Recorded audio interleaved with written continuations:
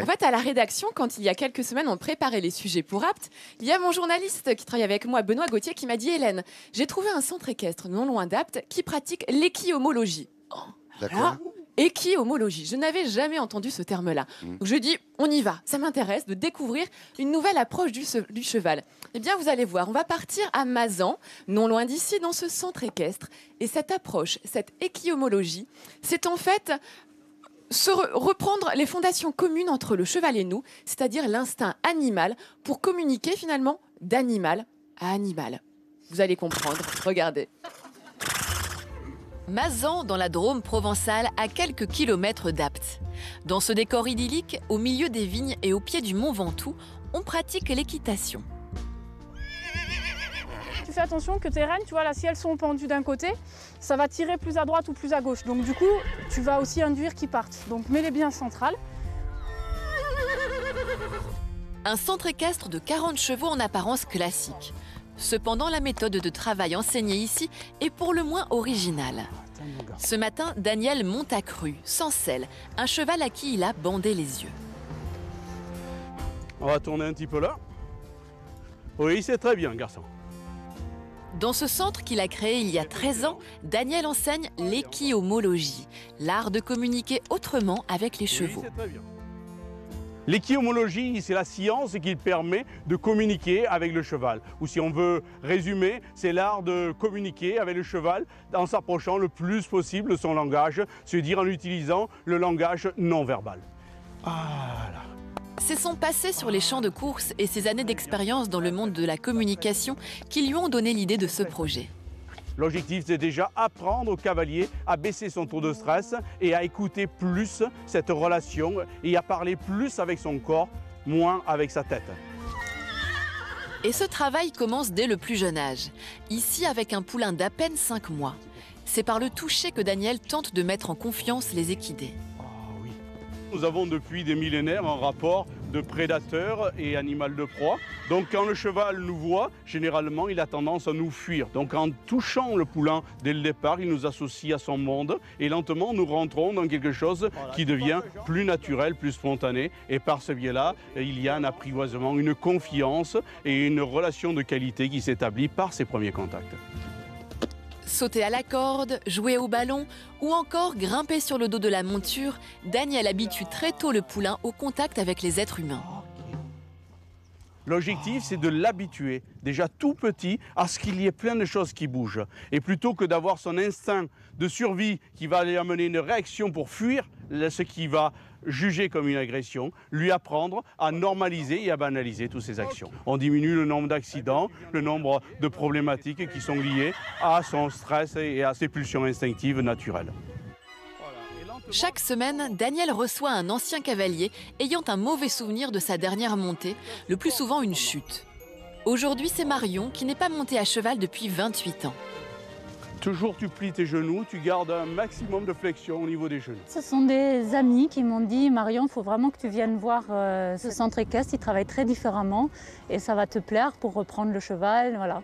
Si tu veux monter autrement, différemment, viens là. Soit tu tiens l'épaule pour pas qu'il vienne, soit tu joues sur la fesse, voilà. Là, exactement. Ok, voilà, c'est très bien. Dans le cas présent, on met le cavalier en situation dans laquelle il n'a plus ses mains pour se rassurer, pour diriger le cheval. Et donc, par ce biais-là, va devoir faire confiance et traduire des messages plus précis. Arriver à trouver l'équilibre en étant détendu. Comme au niveau du tennis, je pourrais dire pour avoir plus de puissance, il faut arriver à relâcher son système nerveux. Marion, elle, découvre une pratique dans laquelle le plaisir reprend ses droits. Et tu le remercies. Ce qui est superbe avec la méthode ici, c'est que non seulement on passe un moment exceptionnel à communiquer, mais on apprend beaucoup de choses sur soi, sur ses propres limites. Et on ressent très bien le côté miroir, c'est-à-dire dans l'état dans lequel je suis. Si moi je suis stressée et coincée, il va être un peu désorienté. Et si moi je commence à me relâcher, à être plus claire dans mes intentions, eh bien, il va tout de suite beaucoup mieux comprendre ce que je lui demande. De son côté, Mathilde travaille avec les enfants. Et si on dit souvent de ne pas s'agiter et d'éviter les gestes brusques avec les poneys, ici c'est tout le contraire. Faire de la corde à sauter, jouer au ballon avec eux ou encore passer sous le cheval, les enfants ont plutôt l'air d'être dans une cour de récré. L'idée, c'est d'apporter plus de confiance et de sécurité. Ça habitue nos poneys à avoir du monde et du mouvement autour d'eux de manière un petit peu étrange. Et du coup, lorsqu'on est dans une situation pédagogique, ça permet d'avoir plus de sécurité, quoi. Un poney qui ne serait pas habitué pourrait réagir soit en partant, soit en tapant ou en tout cas en réagissant corporellement, en faisant tomber ou bousculant l'enfant. Les ados, eux, prennent beaucoup de plaisir lors des jeux organisés. Pour eux, c'est une chance de fréquenter un centre équestre comme celui-ci. C'est une autre façon de faire du cheval. Nous, ici, on tombe, on n'a pas peur, quoi. On sait qu'on n'aura jamais de problème avec eux, qu'on peut faire tout et n'importe quoi. Ça, il n'y a pas de problème. J'ai vraiment l'impression d'avoir de la chance d'être dans un centre équestre unique. Oh, petit. Unique, ce club d'équitation l'est aussi par son cadre extraordinaire. Les fins de journée sont propices aux chevauchées sauvages, accrues, sans selle, au milieu des vignes. Monter à cru, c'est super, mais alors le faire dans un cadre comme celui-ci, c'est vraiment génial, quoi. Un environnement digne des plus beaux coins de France, une terre de Provence au charme inégalable. Jean-Sébastien, regarde, j'ai trouvé ma monture pour partir dans le Colorado provençal. Tadam. Dis donc. Moi aussi, je vais pouvoir jouer au cow-boy. Ça me rappelle Polly. Vieille Cela série dit, Polly. Tu vas me dire, c'est bon, Hélène, t'es venue avec un petit poulain, c'est facile de venir avec un poulain ou un poney sur un plateau. Eh bien non, ce n'est pas si facile que ça. Ce poulain qui s'appelle Dream et que Daniel nous a amené ce matin, on l'a vu dans le sujet, mais c'est assez exceptionnel, voire même incroyable. Ouais, oh là matin, là, hein. tu Il bats baille, hein. mon grand. Hein. 11h27, il est détendu, il est détendu en tout cas. Vous voyez l'environnement du plateau de télé ici, le bruit, le monde, la foule, le stress un petit peu. Eh bien, c'est exceptionnel d'avoir un poulain qui a à peine 6 mois, comme Dream, qui reste ici et qui est calme. Eh bien, tout ça, Daniel l'obtient grâce à l'équiomologie. Et c'est exceptionnel en France et à l'international d'avoir ce poulain ici. Alors, pour vous dire, hein, Daniel, vous avez travaillé ce poulain dès son plus jeune âge, en fait. Hein. Dès le moment où il est sorti du ventre de sa maman, j'étais là pour l'accueillir en même temps que sa maman. Vous l'avez recueilli, quoi, en fait. Voilà. Hein, voilà, il est tombé... Je l'ai recueilli, il était sur le sol. Avec sa maman, j'ai aidé à enlever le placenta et j'ai commencé à le toucher pour qu'il prenne contact avec moi immédiatement. Hein. Et alors, grâce à ça, vous avez permis de briser un petit peu cette bulle émotionnelle, cette bulle des protections que tous les animaux, hein, que ce soit nous, même en tant qu'humains, nous avons autour de nous. Vous savez, les chevaux, qui sont depuis des millénaires des proies, alors que nous sommes des prédateurs, n'acceptent pas normalement que l'on s'approche de trop. Eh bien, lui, Dream, regardez, on peut le toucher partout, même les endroits les plus sensibles chez un cheval. Là, en dessous. Je vais en dessous, je passe derrière, au niveau de ses fesses. Je peux aller le caresser au niveau du genou, au niveau des sabots. Il ne manifeste aucune réaction de fuite. Tu veux dire, Hélène, qu'un autre cheval s'enfuirait ou serait Alors, nerveux? un autre cheval pourrait avoir des réactions de fuite, des réactions de peur, pour essayer de me mordre, pour essayer de botter. Eh bien, lui, vous avez vu, Dream n'a pas bougé d'un poil. Il accepte le contact de partout. Et ça, vous l'avez vraiment obtenu grâce à l'équiomologie. Alors, chose encore plus extraordinaire qu'on va vous montrer, eh bien, je vous laisse à l'action, Daniel. Vous allez nous montrer finalement des manipulations avec Dream, pareil, qui sont incroyables à voir sur un plateau de télé. Regardez, je vous laisse faire, Joe. Donc déjà, dans un élément tout simple, c'est d'essayer de prendre dès le départ, à cet âge-là, le pied, hein, Ouais. ce qui est très difficile parce qu'il sait qu'il ne peut pas partir et donc il est en insécurité. Donc c'est un des premiers éléments.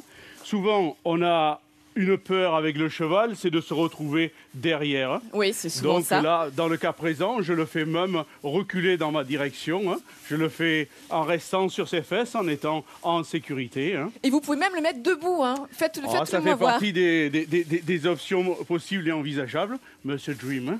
Ok, allez, on y va. Voilà. Oula. Dream a 6 mois, mesdames et messieurs. C'est exceptionnel de faire ça.